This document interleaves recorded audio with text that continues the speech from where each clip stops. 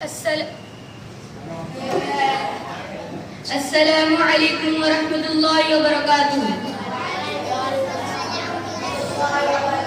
نحمده ونصلي على رسوله الكريم. اما بعد، اعوذ بالله من الشیطان الرجیم. بسم اللہ الرحمن الرحیم. لقد من الله على المؤمنين إذ بعث فيهم رسولا من أنفسهم يتلو عليهم آياتهم ويزكيهم ويعلمهم الكتاب والحكمة وإن كانوا من قبل لفي ضلال مبين. صدق الله العظيم. کیوں نہ ہو ممتاز اسلام دنیا بھر کے دینوں میں، کیوں نہ ہو ممتاز اسلام دنیا بھر کے دینوں میں، وہاں مذہب کتابوں میں، یہاں قرآن سینوں میں.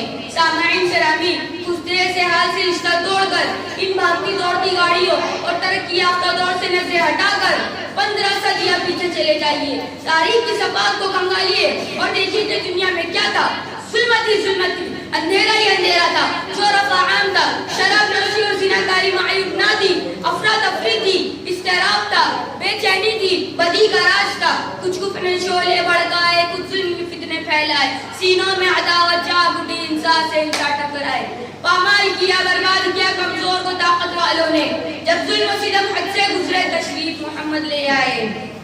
وہ رب جو فضا میں بہار پیدا کرتا ہے، وہ رب جو ظلمت شب کے بعد نور سحر پیدا کرتا ہے، اسے اشرف المخلوقات پر رحم آ گیا اور اس نے محمد عربی صلی اللہ علیہ وسلم کو قرآن کی صورت میں انسانیت کا دستور دیا، ہدایت کا منشور دیا، راہ زندگی دی.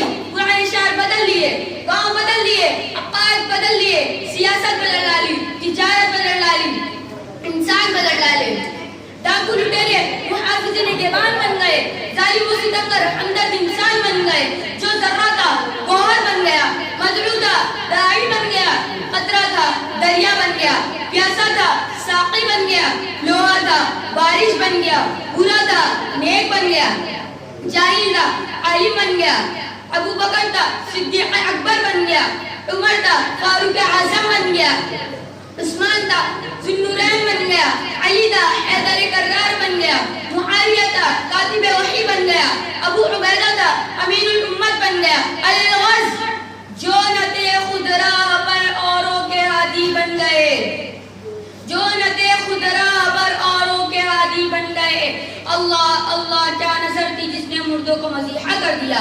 یہ سب کچھ کیسے ہوا، کیوں کر ہوا؟ میں عرض کروں کہ نبی کریم صلی اللہ علیہ وسلم کی محنت سے برپا ہوا، کہ انقلاب قرآن پڑھنے اور سیکھنے سے برپا ہوا. دنیا نے دین کو بھلا رکھا ہے، غفلت کی نیند میں سلا رکھا ہے. دنیا نے دین کو بھلا رکھا ہے، غفلت کی نیند میں سلا رکھا ہے. اس دور میں خوش نصیب ہے وہ اکبر جس نے قرآن کو کھلا رکھا ہے. وآخر دعوانا الحمد للہ رب العالمین. السلام علیکم ورحمۃ اللہ وبرکاتہ.